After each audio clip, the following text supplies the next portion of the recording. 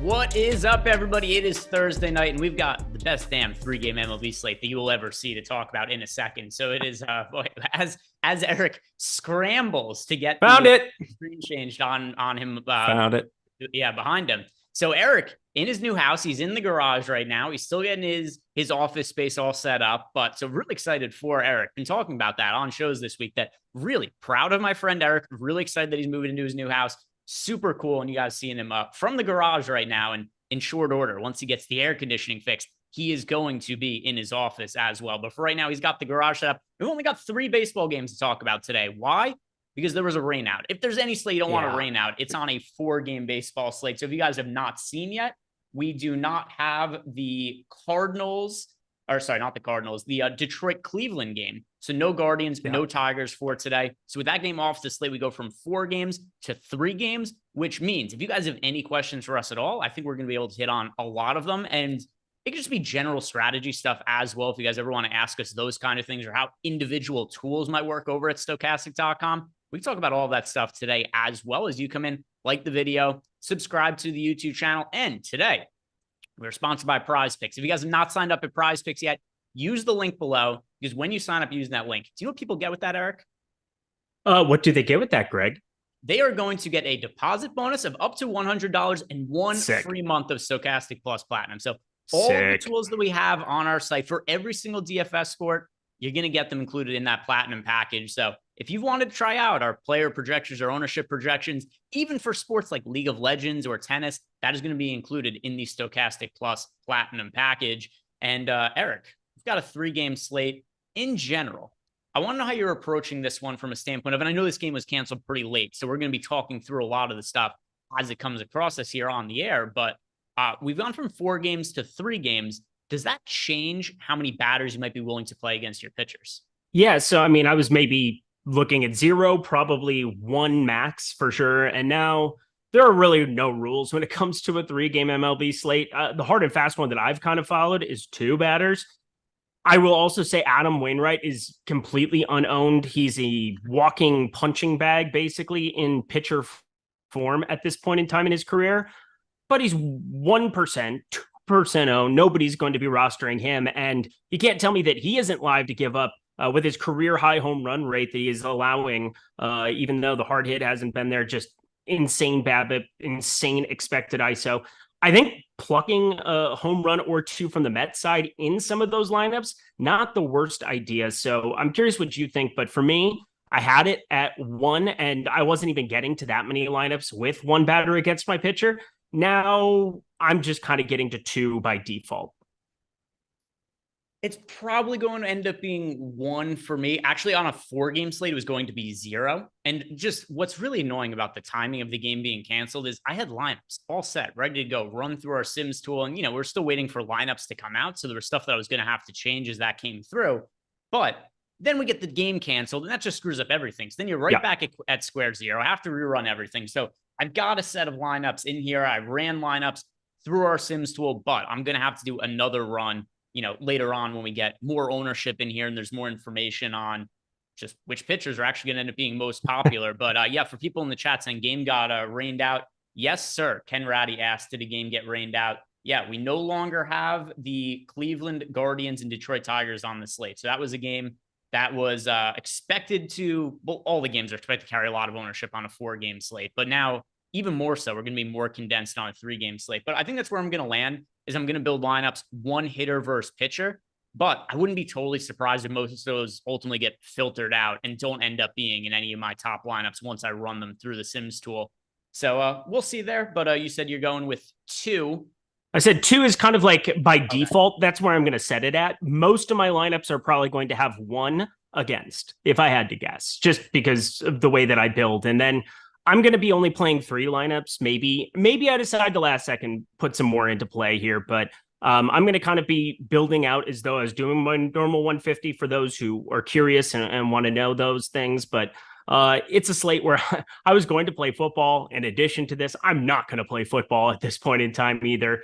So I'm going to kind of take it easy today. It's a good day to take it easy. I don't think there's going to be any overlay anywhere. So just going to play the slate straight up and just focus on 3 max. All right. Yeah, no issue with that. I am going to be playing the 150 lineups in the $3 today, and then just playing some single entry stuff as well. Mhm. So yeah, going to be taking some lottery shots for sure. Going to be making some dumb lineups where we make some contrarian plays. So we'll talk through it right here. And we don't have the totally updated ownership yet. By the way, shout out to Chris Williams, who gifted out 5 YouTube subscriptions in there. Out of his mind.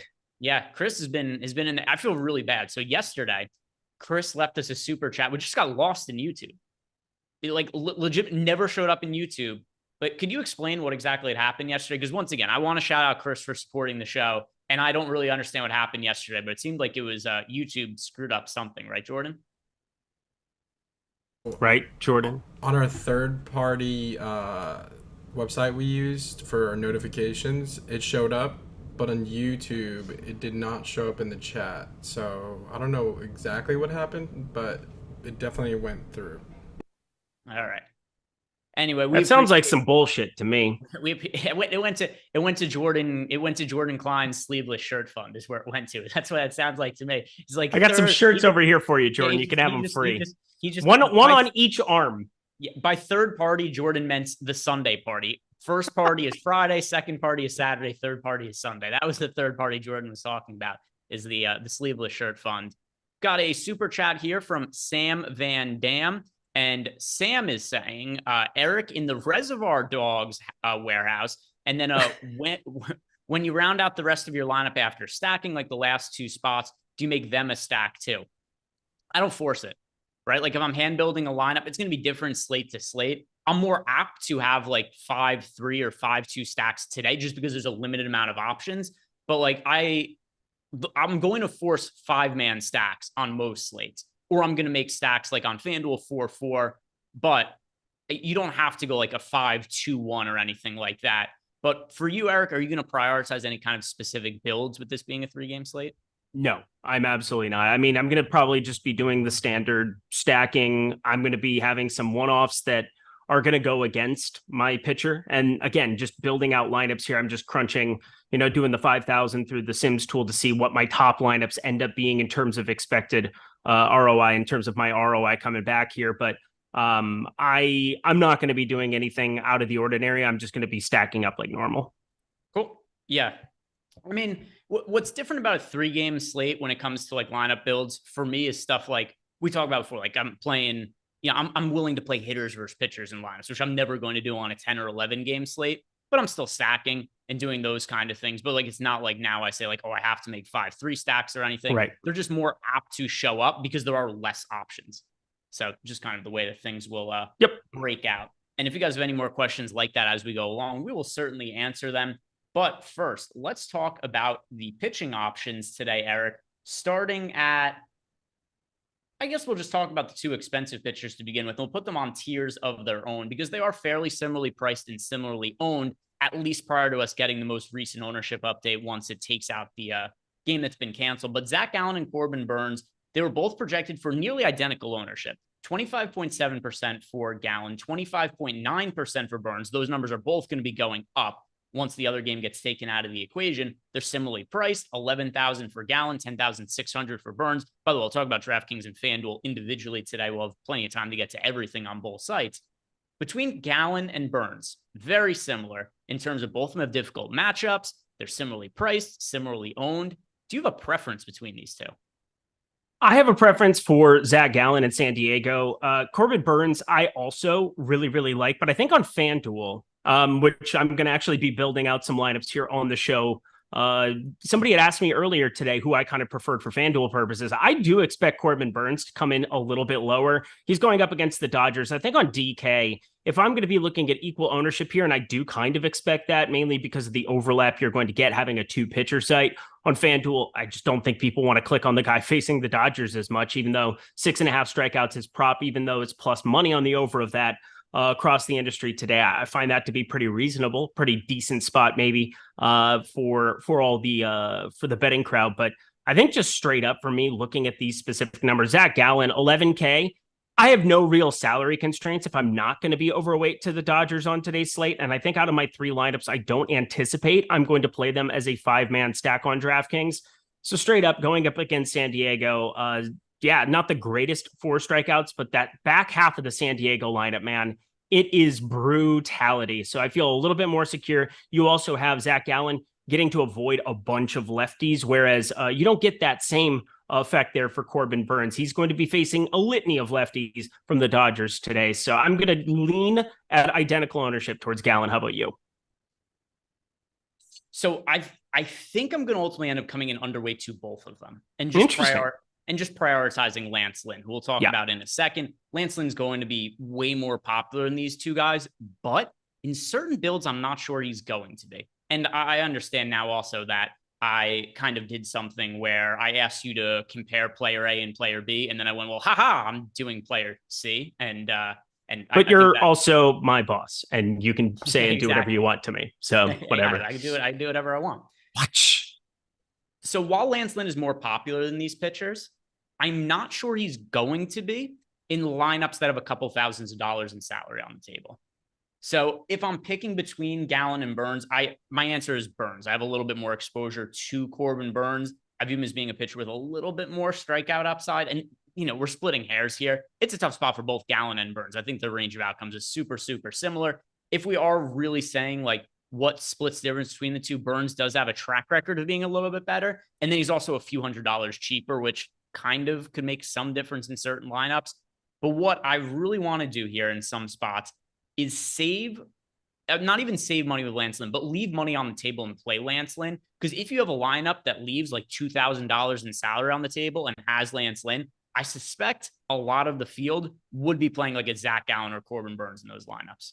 Yeah, that's a great point. I definitely think on a slate like today, I would almost, if I were building out 150 in Cruncher, bringing it over to the Sims tool, I would even just contemplate leaving $100 on every single lineup and letting it run that way. I would not want to be zeroing out my salary in any way, shape, or form. And there's going to be some overlap with Gallen Burnes. It's difficult to get differentiation on this slate unless you're simply understanding that, hey, my easiest path to resistance of building out a lineup that might be chalky is to build it out with Gallen Burnes and some effects, and then just leaving that salary on the table. $1,600 down to Lance Lynn, getting $1,200 down to Lance Lynn from Corbin Burnes. I think that makes a ton of sense. But I think under your original question, I think I'm definitely going to be just a little bit higher on Zach Gallen because I feel exponentially better about his matchup, even though it's only a 1% difference in terms of top two pitcher percentage in our top pitchers tool today. So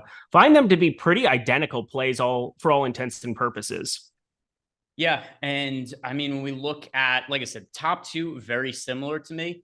Lance Lynn is the best of all of them. Here's the biggest difference between the two. Lance Lynn has the easiest matchup. He's pitching against the Brewers. I don't even think the price point matters all that much for this kind of slate. But we've got Lance Lynn going up against the Brewers, Corbin Burnes pitching on the road against the Dodgers, Zach Gallen going on the road against the Padres. And I also very highly doubt I'm going to have lineups that don't have at least one of these pitchers. Fair to say? Fair. Or else you're playing lineups. Like I said, I'm willing to leave money on the table to play Lance Lynn over Corbin Burnes or Zach Gallen, who, by the way, we project Lance Lynn better than both of these pitchers. But I'm not willing to go like, hey, I'm going to leave like $5,000 in salary on the table to play like Rich Hill and Jose Quintana over like Lance Lynn, Corbin Burnes, or those kind of guys. So I'm going to have at least one of Lance Lynn, Corbin Burnes, or Zach Gallen in all my lineups. And my preference is going to be Lance Lynn. Now, with that said, Lance Lynn's going to be super, super popular today. He's going to be the most popular pitcher on the slate. He's going to be the most popular player on the slate, and by a pretty decent margin as well. We were expecting him to be projected for right around 50% ownership even before that game ended up getting canceled. So he's going to probably end up being, 60-ish% owned or something along those lines. So with us anticipating a ton of ownership going to Lance Lynn, do you think you're going to be over the field, at the field, or under the field on Lance Lynn? Looks like over my 150, I'd be over the field, running it in the Sims tool. He is just standing out above and away as the guy with the best strikeout stuff, and that elevates his floor against a team like Milwaukee here in this spot as well. Don't find price. This is kind of getting me into maybe I do want to allocate one of my three main lineups to being Milwaukee. Maybe I also want to find some paths to just getting to the most expensive bats here on this slate.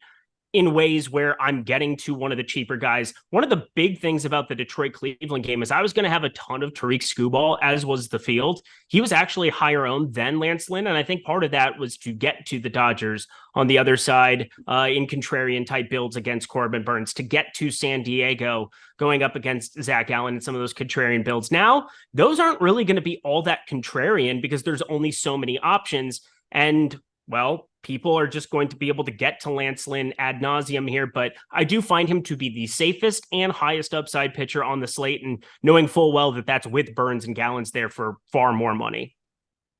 Yeah, Lance Lynn, like I said, he's going to be my most rostered guy. By the way, we had Skubal projected for more ownership than Lance Lynn before, so I'm really curious to see once we get this update, just how much ownership ultimately goes to Lance Lynn. What's your expectation on a number?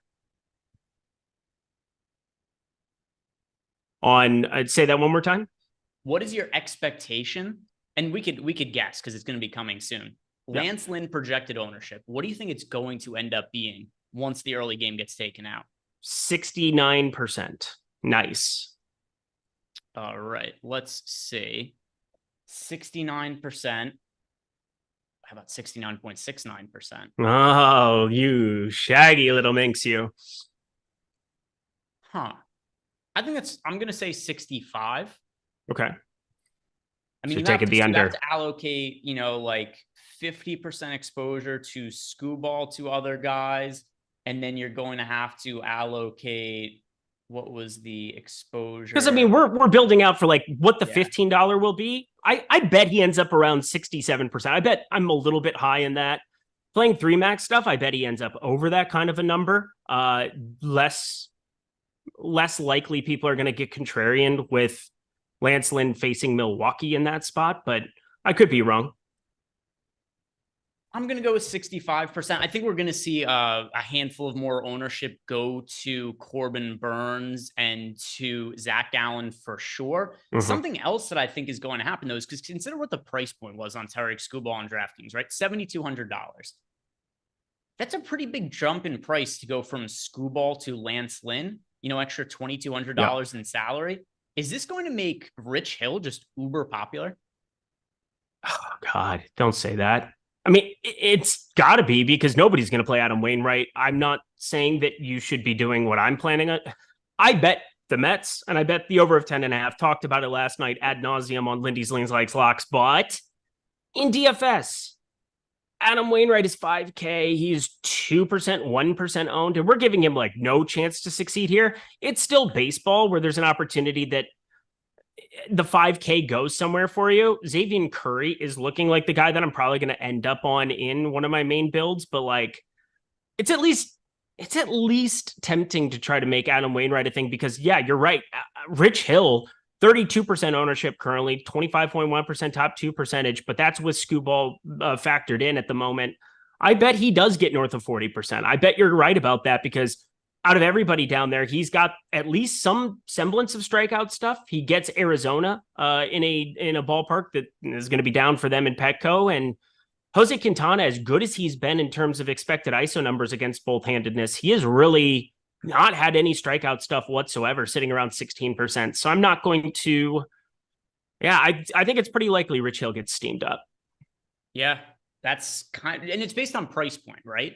Just because it's going to get allocated to a handful of guys. Like Burns is going to become a little bit more popular. Like I said, Gallen, we're going to get more ownership going to Lance Lynn as well. I'm just kind of thinking because, we're just playing a game. We're guessing what it ultimately ends up being. And I do wonder if we're actually overshooting Lance Lynn a little bit just because the price point is so different on Tariq Skubal compared to those guys. Like people aren't going to go play Adam Wainwright now, right? Nope. I mean, we're going to talk about him in a second. I think I might have, I just don't know how many ways to be different on this slate other than take a few shots on Adam Wainwright, which is absolutely going to go poorly. I'm going to have to really think hard about whether I want to put myself through that kind of torture because he's absolutely terrible. But if we're looking at the other cheap pitchers people could potentially be considering, there just aren't other guys that people could really plug in and change their lineups with other than like Rich Hill and Jose Quintana. And I'm not sure people are dying to play Quintana. And I think more people gravitate towards Rich Hill, more like Rich Hill ends up becoming like something stupid, like 45% owned. And that's weird to me that nobody wants to play Quintana because, well, this is kind of say that again. Nobody. I'm just saying, like, I think Rich Hill just becomes like 45% owned now. I'm with you. One of the things that's difficult about the Quintana spot is that St. Louis runs out a ton of really good righties. In fact, they're running out 9 of them, of which I would call 6 at least league average, if not way above it in the case of a Goldschmidt, Arenado, Contreras for his position for sure. But 104 pitches last time out against Atlanta. That's at least nice to see. And you have to remember he's only 5 starts into this season. He's somehow 0-4 with a 3.03 ERA, 1.28 whip. But the big thing for me is that his underlying numbers have been downright fantastic this season in terms of preventing power against lefties. He's had an XISO of 0.068, which doesn't apply to today, but 18.1% K rate against righties. 0.129. Yeah. So 129 expected ISO going up against a team of full on righties. It's not like he's giving up crazy power. So I think part of me wanting to get over to FanDuel, I looked at it for a second. I saw he was going to be right around 2% owned. If Rich Hill's going to be 10, 15% owned, and then we see all that ownership go to Lynn, Burns, Gallen, I'm going to take some shots on Quintana over on FanDuel. And in fact, going to probably make him the centerpiece of whatever I do because of what that upside could be, just getting that win bonus and the potential quality start in there. If Rich Hill ends up being to me, like Rich Hill and Jose Quintana are similar-ish, right? If you're just asking me who I think scores more fantasy points, I'm going to lean towards Rich Hill, but not with a massive amount of confidence. Same. So if there's a big ownership gap between Quintana and Hill, which I think there is going to be, I'm going to lean towards Quintana in tournaments. Yep. Oh man, this is going to be a wild slate. Because we have to talk about next, right? There's only one pitcher we haven't talked about. I know it's coming, and trust me, I covered him on Lindy's Locks update on X. It is unbelievable, the underlying stuff of Adam Wainwright, and the fact that I'm like thinking about putting hard-earned money on, thinking of putting not mortgage money, but other kind of money on an Adam Wainwright start for DFS today. But like, I think the ownership could be so non-existent. But if he were to be like 4 or 5%, which I think is plausible, people have gotten sharper at DFS. They understand that like it's an unknown Adam Wainwright. I'd really be kicking myself if I clicked on that button.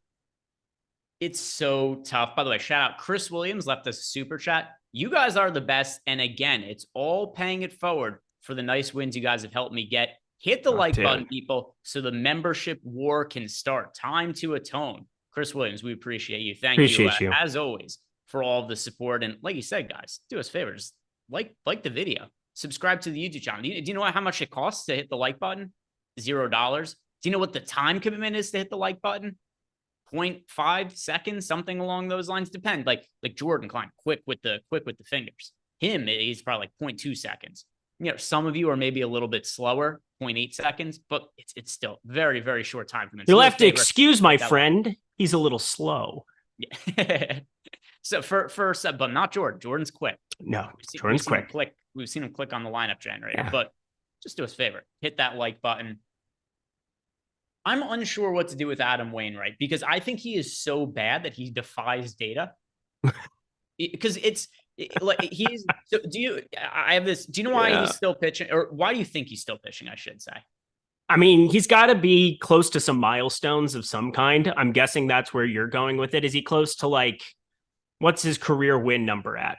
198. Oh, there fucking is. Cool. There he is. That's exactly why he's pitching. I was talking to on, by the way, I still call it Twitter. You called it X before. I don't know if it gets shadow banned if I call it Twitter, but I don't know. It looks like a porn app on my phone when I sure does. Sure does. So I click on the wrong thing sometimes. But if we look at Adam Wainwright for his career, 198 career wins, 198. Who cares about wins? Apparently Adam Wainwright and the Cardinals.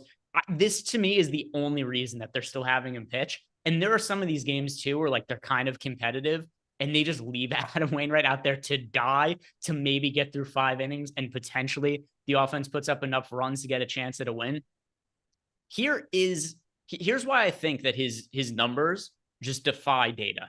He's an 8.78 ERA this year, a 7.79 expected ERA, a 6.04 FIP, one of the worst pitchers in baseball, well in the negatives in terms of wins above replacement. And if you look at his projections for the rest of the season, like sites have him as a guy like high fours, low fives.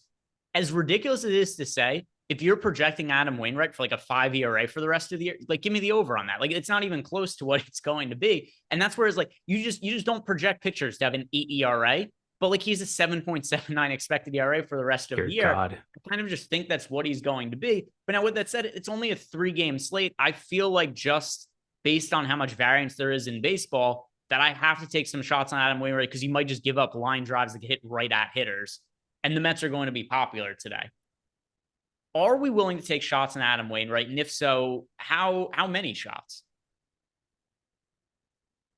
Let's talk through the numbers of this because, I mean, this year, he's got a 278 expected ISO against lefties with just an 11% K rate. He's got a 212 expected ISO against righties with a 12.5% K rate.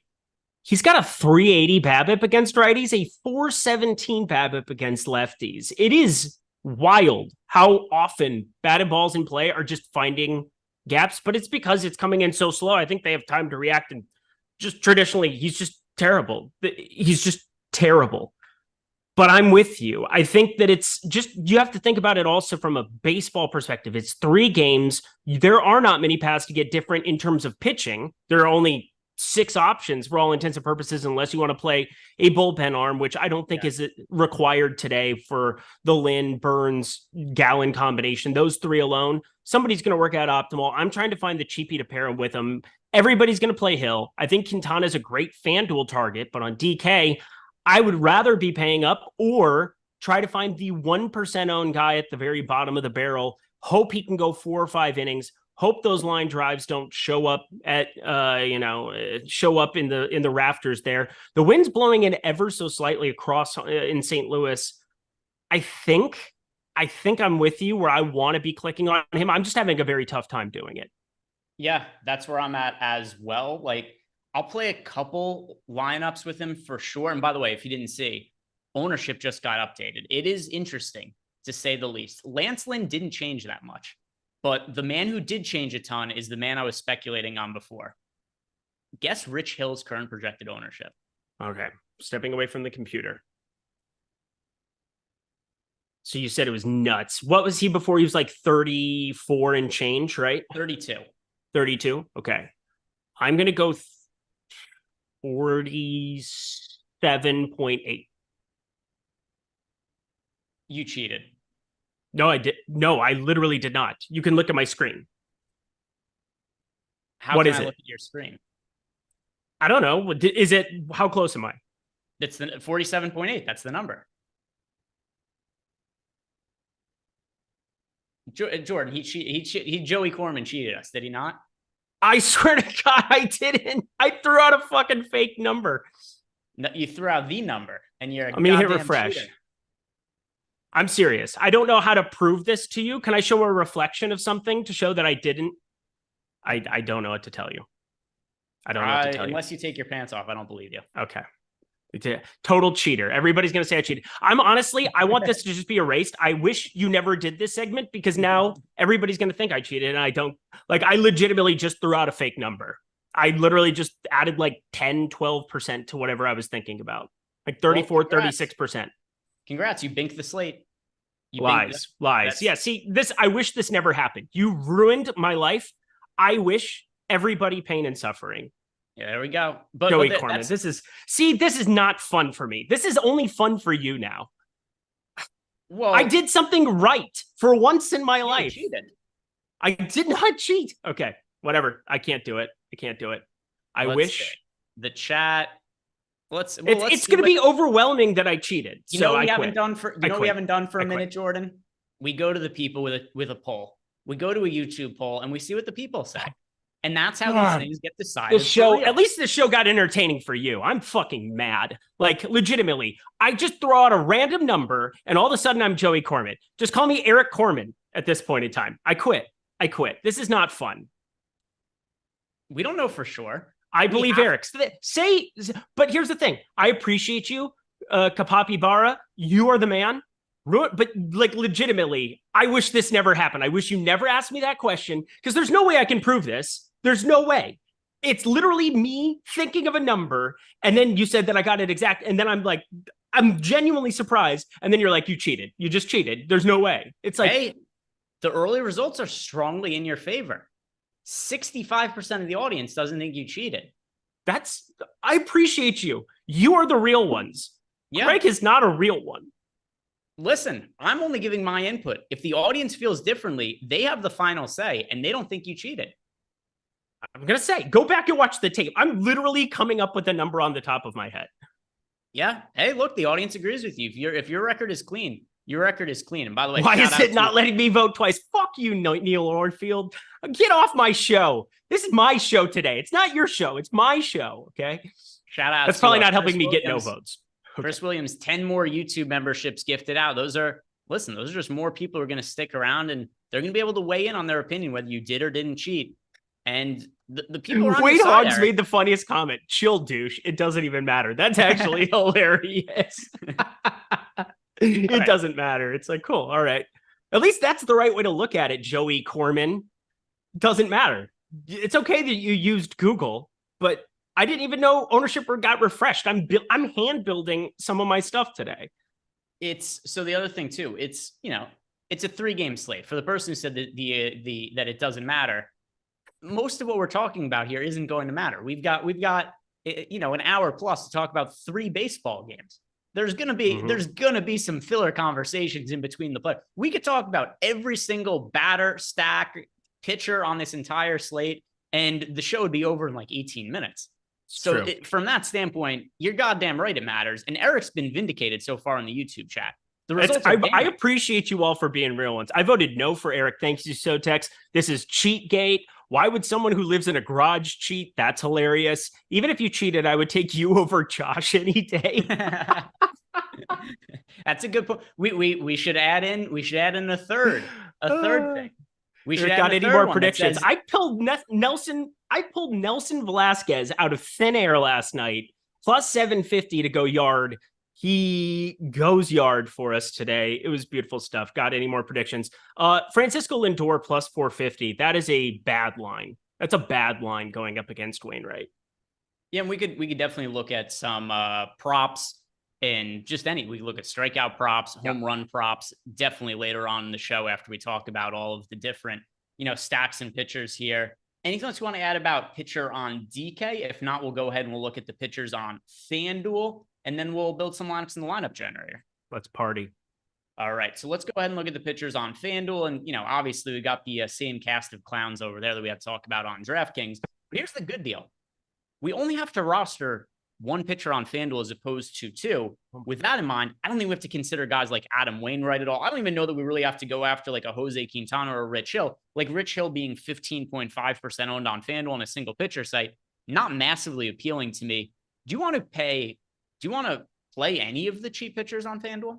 Yeah, Jose Quintana. I'm going to play him. He's 2.5% owned, and he's the most positively leveraged pitcher. I looked at the board before the show and, before the Cleveland-Detroit game got rained out, and I just said, I should probably play FanDuel today. And then as we were talking through it, started building out some lineups over there. I feel pretty comfortable in saying that Jose Quintana is drastically underowned if he's going to be 2.5% owned there, purely because we saw his pitch count get up over 100 for the first time out of all 5 of his starts. We saw him also start to accumulate strikeouts to any extent. We're talking about a guy with a 16% K rate, 16.3% to be exact. I read that K number off of the paper. I just want to let it be known.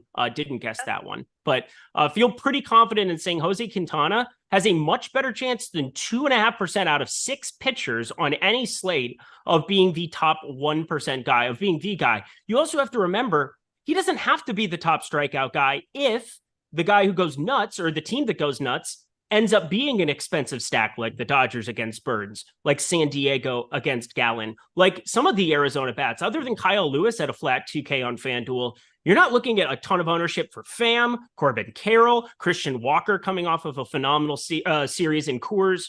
I feel like I'm going to be getting to those teams and revolving them around Jose Quintana. And if I get one failure out of the top end and I don't have Lance Lynn or Gallen or Burns going for 55, I'm going to be pretty live with a quality start 30 ball from Jose Quintana. Okay. By the way, so, you've totally been vindicated, I believe, Eric. Dude, the audience. I can't believe this. I wouldn't believe myself. That's why I was so mad to begin with. I was like, I wouldn't believe me. I will say, because I've had the poll results up in front of me the entire time. Probably the funniest thing that I've seen to this point is, so there was it's 63% no, 37% yes. Dude, I love you all. Eric is innocent. I said the audience gets to decide. This is a show for them. It's not for us. And when there's that many, and this is how they vote, it means Eric is innocent. He was just on the money. Or I'm OJ Simpson. No matter what happens with Eric's lineups today, he's a winner today. Thank you. I appreciate you. But anyway, I was going to say really quick, the funniest thing I saw on the poll so far is before the results were 63 no, 37 yes. And I saw a vote go down and then go back up. So somebody like unvoted and then voted the other way afterwards, because I saw the vote go down and then go up the other way. But Eric's innocent. I think that is a very, very, very Joseph Ramirez. That's funny, but we can't read that. And also it's not funny, but it's also, oh God, it's just disgusting. I can't believe some people on the planet. We've got Kevin Sir saying, expect negative regression on the next poll. That's very funny. That's honestly, the reactions to the poll are almost funnier than the poll itself, but thank you. Every dog has its day. Duke's day is every single day here lately. That's for sure. Yeah. Eric ran into some good BABIP on that poll. I did. I've got like a 120 BABIP now. Thank you. There we go. Moving up in the world. So FanDuel pitcher then, to me, if I'm going to one guy on the entire slate for FanDuel, the one I like the most is Corbin Burns, because of all the ownership going to Lance Lynn on FanDuel. If Lance Lynn is going to be, right now project for 42.3% ownership, I know that Corbin Burns also is fairly popular, project for 21% ownership. But if Corbin Burns pitches well, gets the win, that win is not going to Lance Lynn. I really do like getting that kind of leverage on FanDuel. So that is why Corbin Burns is going to be my overall favorite pitcher. I hear you on Jose Quintana, though, at 2.5% ownership. That's a very low mark on a 3-game slate. So maybe I shouldn't have written him off. You've talked me into some Jose Quintana a little bit for FanDuel purposes. But if you were paying up for a pitcher, Lance Lynn, Zach Gallen, Corbin Burns, what would be your FanDuel option? Yeah, Corbin Burns is it. I will believe that people want to click on Corbin Burns against the Dodgers when I see it. It's one of those things that in the data, we have him at 21.4% and the second highest owned pitcher behind Lance Lynn.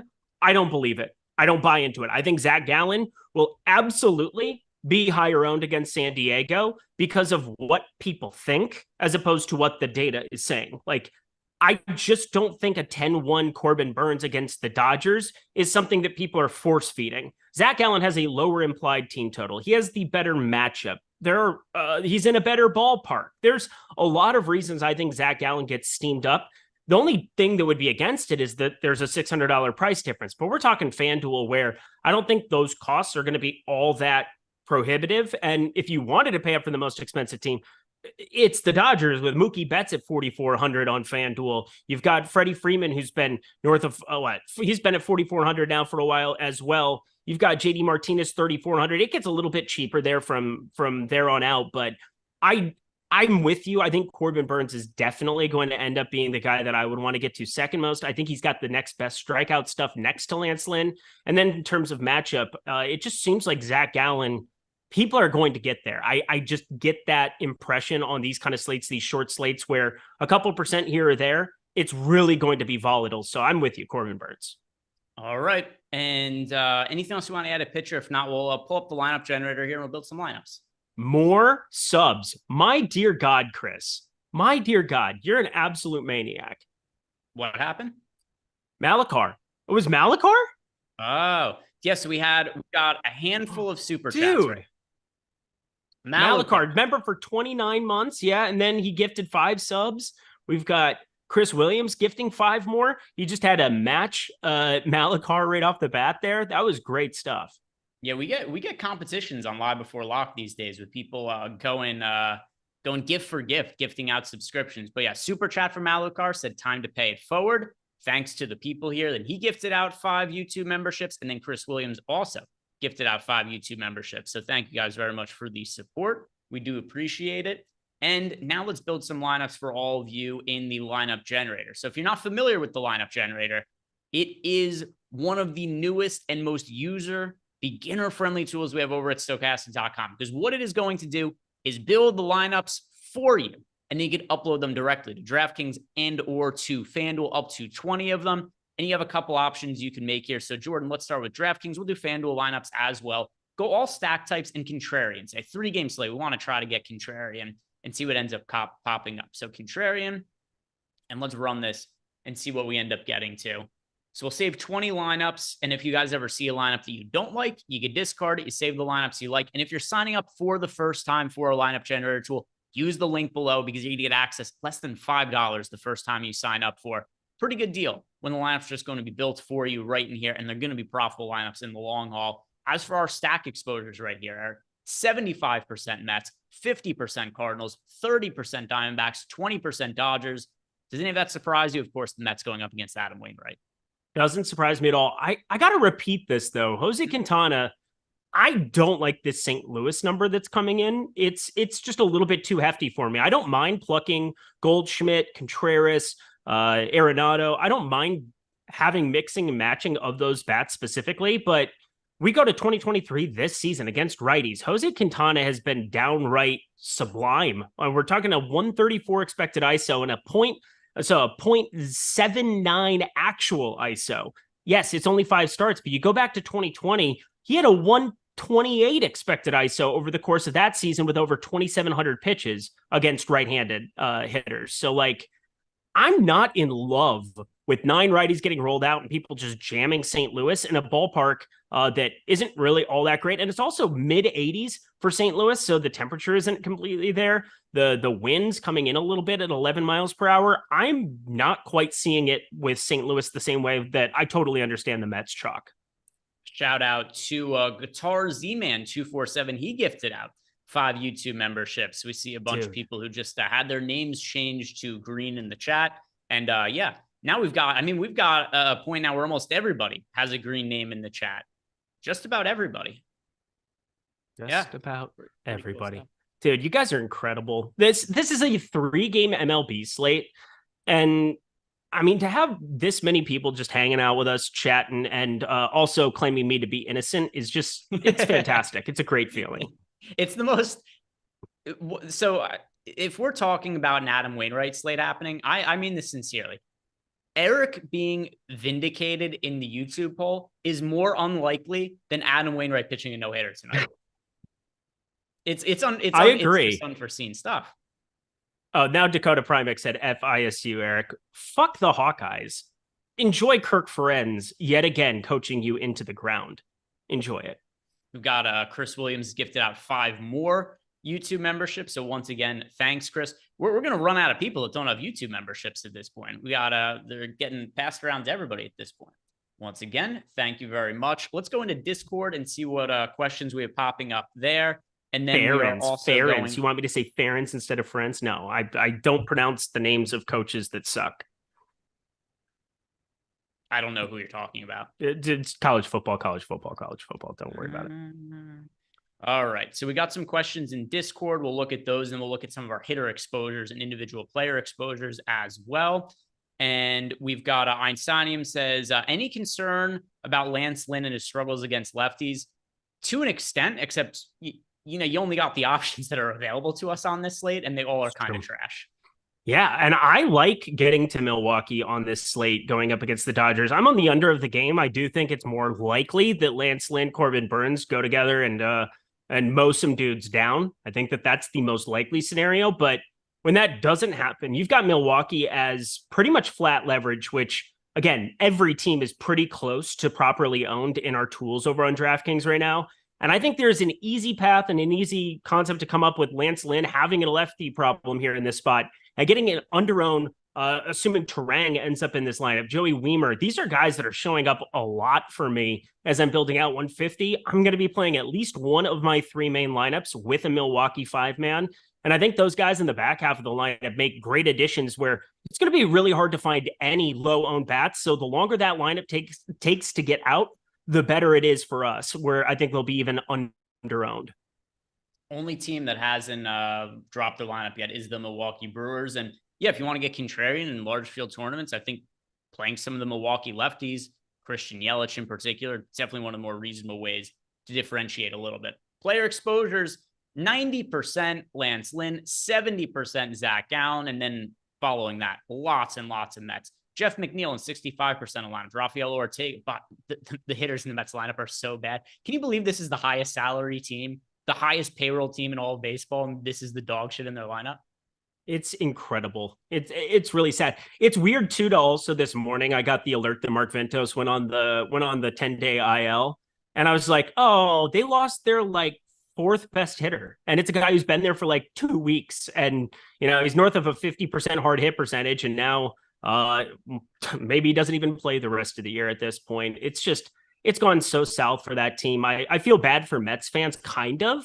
But also you're going to be relevant again next year. It's just, you gotta maybe realize that it's not as easy as just putting the salary together and rubbing your fingers together and voila, World Series.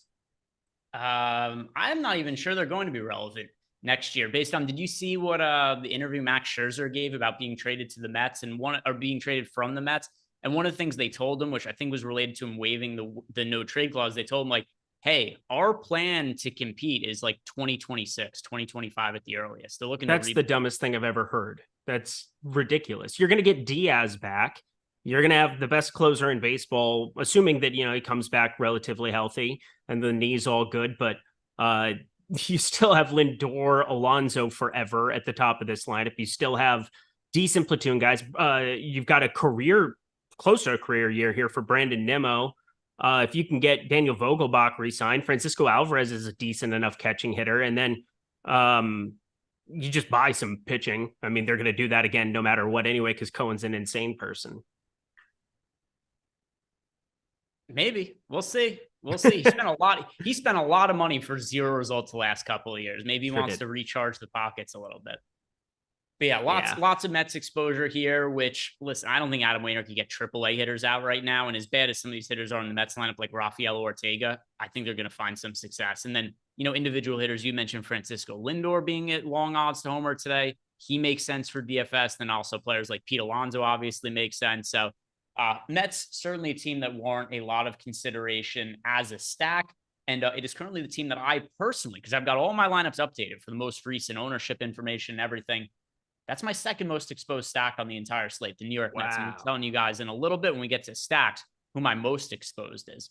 Anything else that stands out to you about these player exposures, Eric? If not, we'll look at some FanDuel lineups. I think it makes a lot of sense. I mean, it's Adam Wainwright, friends. It's also, I will say the other one that's surprising to me, just seeing Zach Gallen get jammed. This is exactly what I'm talking about. I think Corbin Burns, somebody you might want to have a slide into a little bit more of your portfolio.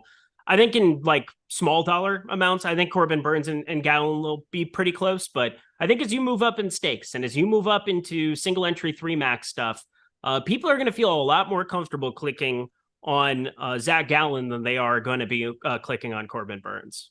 Shout out to Chris Williams, who gifted out another 5 YouTube subscriptions. And for everybody else, as Chris likes to say, don't be a Muppet. Like the video. Subscribe to the YouTube channel. Let's go and build some FanDuel lineups. We'll see what's popping up over there. And and then I could also tell you about some of my exposures as Jordan's building those out, because I think I've got my lineups all ready to go here.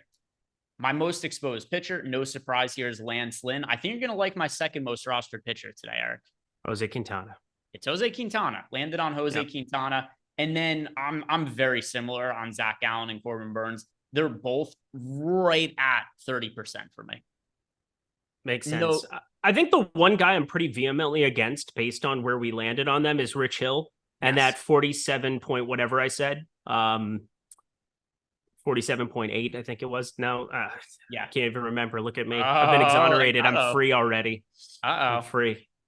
Yeah. So with that in mind, I think you might be able to figure out who my most rostered offense is and why. Probably going to be Arizona, and that's my most rostered offense too. It just makes so much sense in the world. Yep. Rich Hill, who, by the way, ageless, absolutely ageless. So he is like the 2 oldest people in sports right now are Hubie Brown and Rich Hill. And Rich Hill is still a professional athlete. He's pitching, way above expectations this year. There's not a single slate where he warrants about 50% exposure. It just shout out QB Brown though, securing the bag and he's 80 years old. It's beautiful. He's 89 years old and just signed 89 extension with ESPN. He's 89 and just signed a contract extension. And by the way, I tweeted that I think I said Jordan? Jordan just went hot mic to let us know you hate QB Brown. Do you hate good thing? Oh my God. So Jordan, what? Jordan, who almost never speaks on the show, had to speak up to say he doesn't like QB Brown. So I do like QB Brown. I do too. So something else about this. I tweeted how crazy his career longevity is, that he's able to sign a contract extension at 89 years old. His son messaged me because he was upset that I was saying negative things about QB Brown on Twitter, which the tweet is a positive.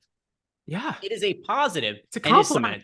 His son got upset about it, and I did look it up, and it does appear that it was actually his son.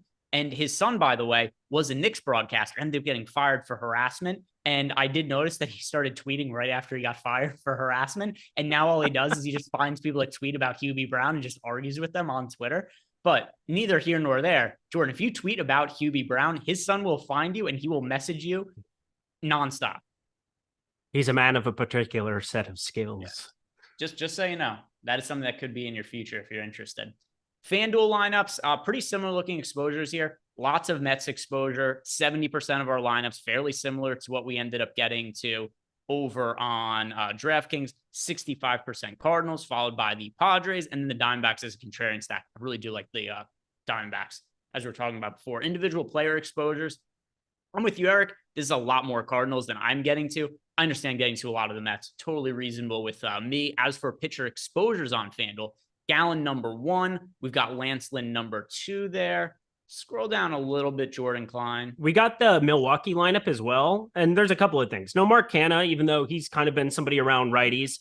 Caratini's in the lineup. They've got Contreras DHing in the 2-hole. And then there's no Joey Wiemer. They ended up going with Taylor at the back half of the lineup here against a righty. So Tyrone Taylor with a 23% K rate goes up a little bit against righties. So it's overall, I think, a positive. Caratini as a catcher now in this lineup is different. And then, Tyrone Taylor, that's not exactly somebody I'm all that worried about against righty. This is overwhelmingly good for Lance Lynn people. Yeah, what you kind of related to we had in the Discord channel. Einstein and asked us, are we concerned about the lefties for the Brewers? And I mean, the answer was kind of, but you just kind of have the options on the slate that you have at pitching. I think he's the best overall option. The Brewers didn't really go with a left-hand heavy lineup, though. No, Tyrone Taylor in this project. I did not see that coming. I thought if they'd win anybody, they'd go Mark Canha, but I guess last couple days, they just kind of wanted to mix it up here. Yeah, the fact that Joey Wiemer isn't batting ninth here is probably not good for Joey Wiemer. Gonna just throw that out there. All right, I got my lineups uploaded on DraftKings and ready to go here. As for the rest of the exposures, we got to Corbin Burns there at 15%. Anything else here that really catches your eye about the FanDuel lineups we built? Oh, let me pull it up here. It looks about correct. I like that we're getting to San Diego. I like that we're getting to Arizona as kind of intermixed a little bit more. Again, Goldschmidt, don't mind it. Contreras, don't mind it. Tommy Edman, don't mind it. But seeing Tyler O'Neill and some of these other guys, 75% against Quintana, I'll just keep bringing it up. You're in the middle of a really down here for Tyler O'Neill, and you got a guy with less than a 150 expected ISO against right-handed bats so far in 5 starts. And then last season, it was even better than he's currently been at. So it's a tough spot for some of those other pieces that aren't performing as well here for the St. Louis Cardinals. I am pretty vehemently against 75% Tyler O'Neill. Yeah, it is a lot of Tyler O'Neill, but, playing 20 lineups, I understand how that could be the case. Right. Where you have some kinds of, weird stands on individual hitters. Let's go ahead and look at some of our favorite stacks for the day. And once again, just to remind people, if you want to sign up for our lineup generator tool, it is less than $5 when you sign up using the link we have below. But also, if you guys ever want to sign up for our tools and get them for the cheapest price possible, Prize Picks. They're sponsoring the show today. When you sign up for the first time, you're going to get a first match deposit bonus of up to $100. And in addition to that, you get 1 free month of Stochastic Plus Platinum. So if you haven't signed up for Prize Picks yet and you're in a state where it's eligible, go check out Prize Picks. Get 1 month free of all the tools and data that we have here in our Platinum package. Stacks, Eric. I'm getting to the Diamondbacks the most. It kind of seemed like you were indicating that you were. Is that the case for you? Are the Diamondbacks your most rostered team? Yeah, Diamondbacks 1, Milwaukee 2. What a time to be alive. You know what's funny is, I had to play all these Coors Field slates lately where I'm getting to a bunch of Diamondbacks. And I thought for sure once the series was over, I guess I'm not going to be rostering Arizona for a minute because they're out of Coors Field. And they're not on the main slate yesterday. Yeah. They're on the main slate today.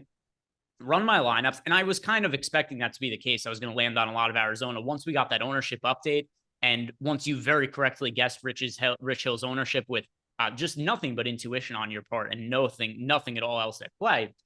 As soon as I saw him 47.8% on, my first thought was I don't want to play 47.8% of Rich Hill. And then if I don't want to play 47.8% of Rich Hill, it kind of means I should be playing the Diamondbacks. So this is the team that I'm getting the most exposure to. Second most exposure to me is going to the Mets. Is that the same for you as in terms of your second most rostered team as well? No, Milwaukee's 2. I have a lot of Mets, but as I'm going through, I ended up building out quite a few lineups on FanDuel. Just last second here, ended up firing a bunch there. Over on DK, I ended up building 20 total, along with the 3 that I hand built in 3 max stuff. I'm getting...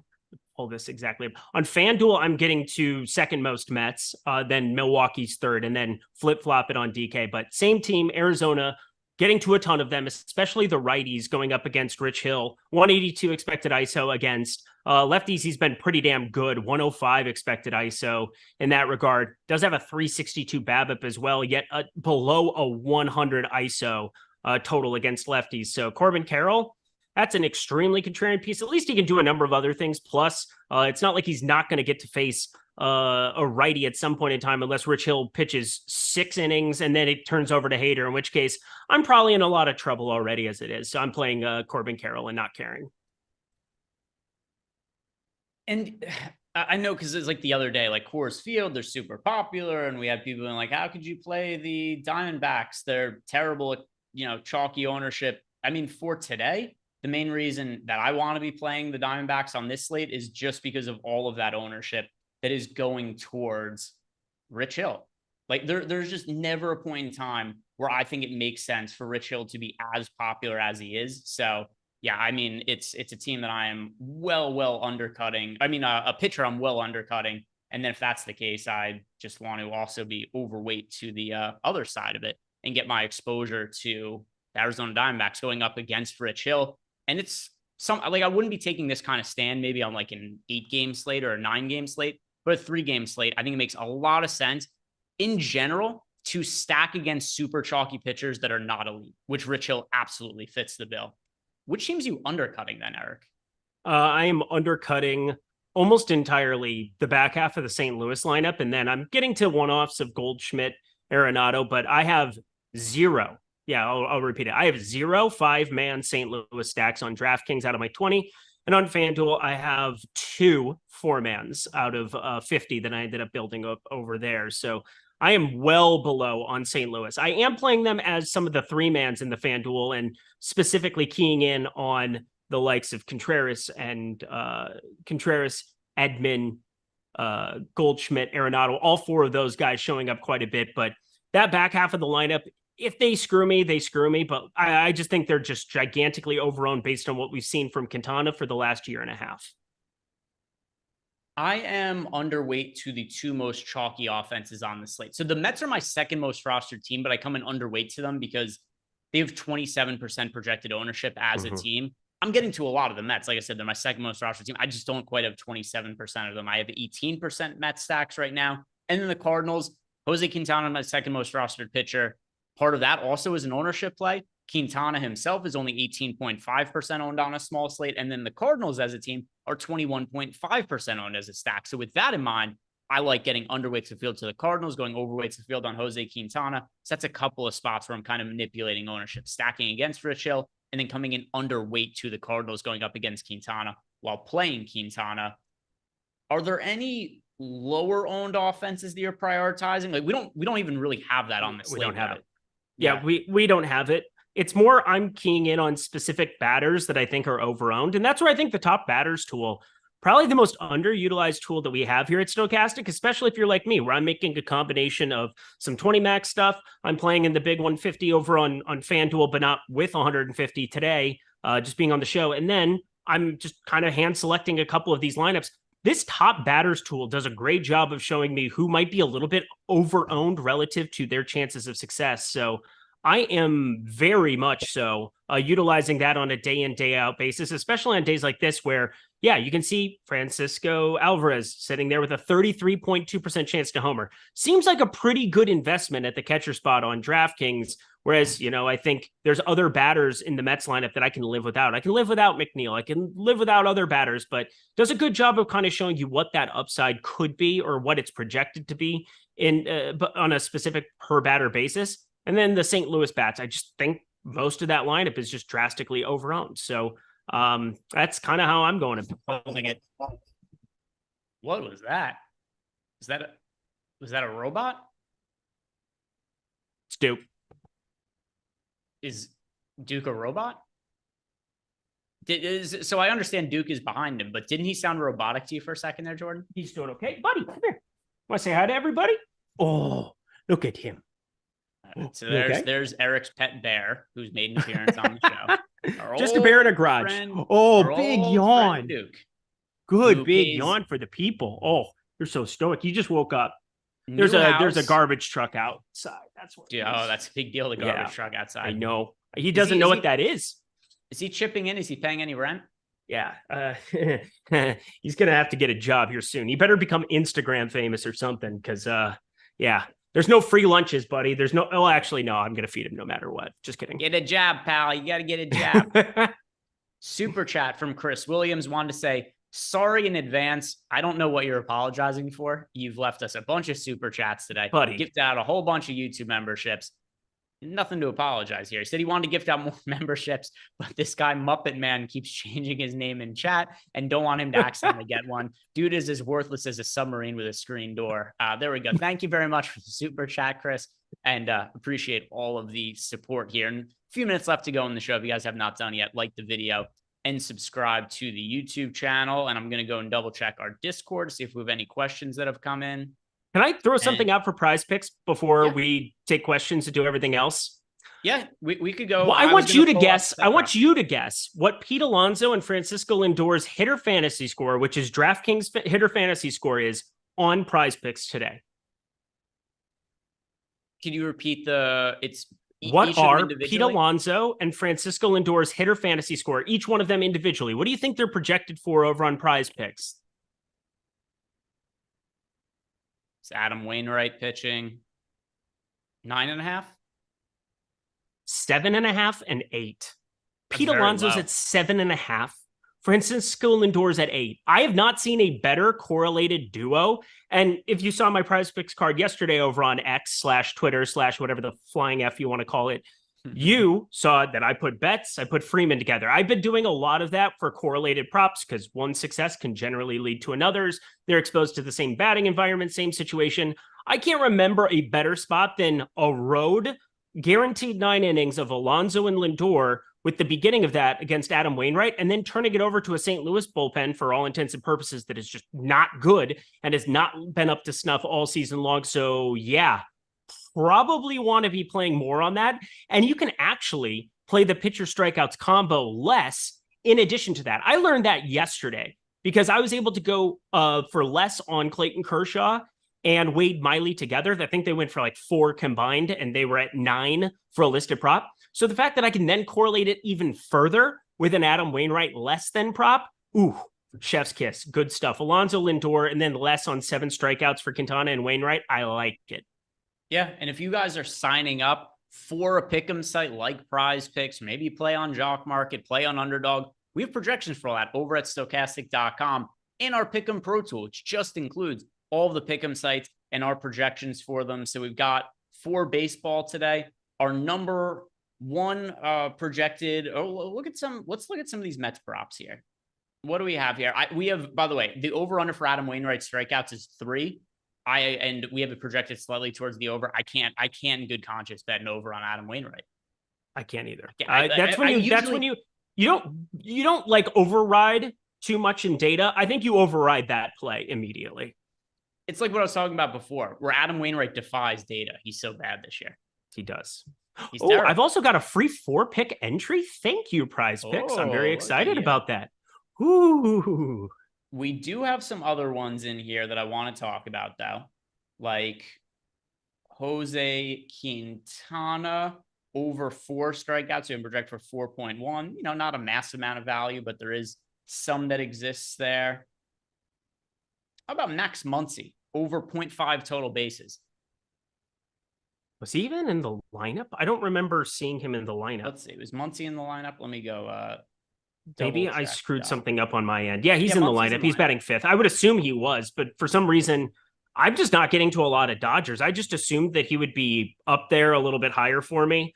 I'm pretty firmly on the Corbin Burns side. I, again, think people do not want to play anybody against the Dodgers, which is very, very understandable. But yeah, Max Muncy, I have almost 0 ownership. I'm actually going to give him a little boost so that I get to like a share or 2 in my Dodger stacks. Anything else that really stands out to you on Prize Picks? I'm gonna go with the over strikeouts for Jose Quintana. Okay. I'm gonna take the correlated duo, the Lindor Alonso combination, put those together. It's really hard to go wrong with that. All right. Let's go and look at some sports bets then also, because we got the extended time here because lock is not until 7:15 Eastern time or 4:15 fake time where you guys live on the West Coast there. What bets have you placed today for the games? I know you had said that you liked Francisco Lindor plus 4. What's the line right now? I'm going to look at OddsShopper and see what's the best current available line on Francisco Lindor to homer. Oh my God. Lindor has 1.5 total bases. If I'm remembering correctly, I'm looking at Prize Picks here as well. If I remember correctly, that line was crazy high when I saw it because I was like, obviously, like everybody else, trying to see what props were against Adam Wainwright. Lindor is, where did it go? I guess it's technically saying that game locked on OddsShopper. Maybe not. Interesting. Well, either way, 1.5 total bases is really, really low on Francisco Lindor as well. All right. So I am looking at all of our baseball projections for the day. Here's one that stands out a little bit. Over 8.5 runs in the Diamondbacks-Padres game. If we are going to be talking about how we think that Rich Hill is a little bit overrated in this spot, I think he's prone to potentially give up runs. As good as Zach Gallen is, he's the, odds-on favorite to win the NL Cy Young. The Padres offense, I think, is dynamic enough to where they could go ahead and put some runs up on him. By the way, something that's really crazy about the Padres right now, fairly slim odds to make the playoffs. They just had a series against the Orioles. The Orioles have the second best record in all of baseball. And the Padres are like fairly substantial favorites to win every single game against them. Goes to show how as big as a 162 game MLB regular season is, you still get weird results in this kind of sample size where the Padres, I still do think of the Padres as one of the best teams in baseball.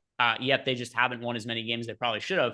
Anyway, I think they could be able to score some runs against Zach Gallen. I do think that Rich Hill is somebody who's being a little bit overrated in general for the spots that I think the Diamondbacks do some damage against him. Give me over 8.5 runs in the Diamondbacks-Padres game, Eric. How does that sound?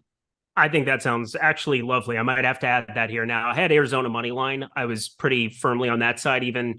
It's inside of -110. I'm with you where I think San Diego's still viewed as a team that they're still pretty damn good, but I do like the Gallen versus Rich Hill pitching matchup more than anything. So that's kind of the main deal there. But I'm also of the mind that there should be a decent amount of runs here. And yeah, I'm probably with you. 8.5, pretty high. I like the under of 8.5 in Milwaukee and the Dodgers game. I think Lance Lynn, he's in store for a decent enough spot. This lineup is not very good for Milwaukee. A lot more righties than what I was expecting in it, that's for sure. And then let's see.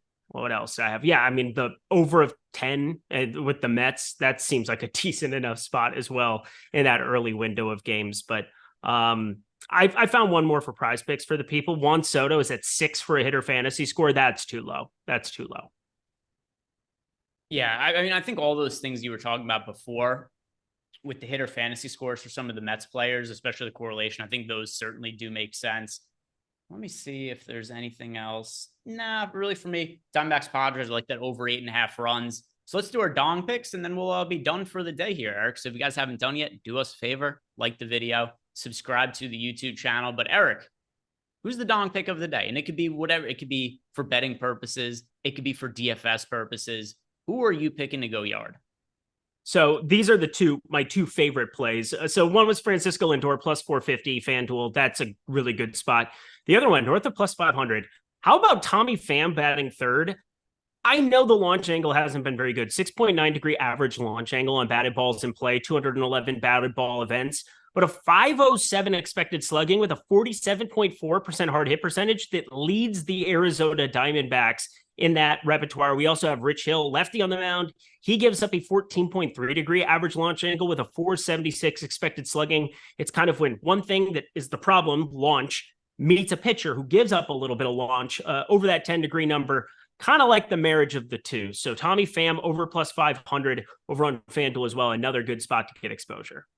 We've got, by the way, in the context of this, I don't know that this maybe reads as much as it should in the YouTube chat, but Jason M said Kyle Lewis dong pick, which was followed by Kevin Ratty saying that boy is large, which they were kind of unrelated comments, but it's kind of funny to see them show up back to back there in the YouTube chat.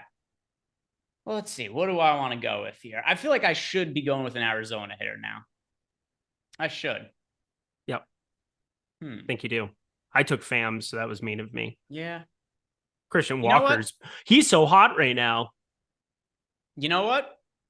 I'm going to agree with Kevin Ratty. He said that boy is large. Kyle Lewis. Kyle Lewis hit a home run today. Do you remember Kyle Lewis? Kyle Lewis was considered somebody who was like, oh, this is a really interesting young prospect when he first burst onto the scene with the Seattle Mariners and had a lot of success immediately. And then it fell off in a pretty big way. Maybe it's a little bit of a bounce back from Kyle Lewis, who actually is currently, well, I was going to say currently, but is, because we're at lock, my most rostered hitter today individually, Kyle Lewis. So I'm going to go with that as my home run pick, Kyle Lewis. Hopefully he gets to Rich Hill and they do some damage. Guys, thank you very much for watching. Like I said before, if you haven't done yet, do us a favor, like the video, subscribe to the YouTube channel. Good luck with all your lineups tonight. We'll be back here tomorrow to break down a little bit of a better MLB slate with more options to choose from.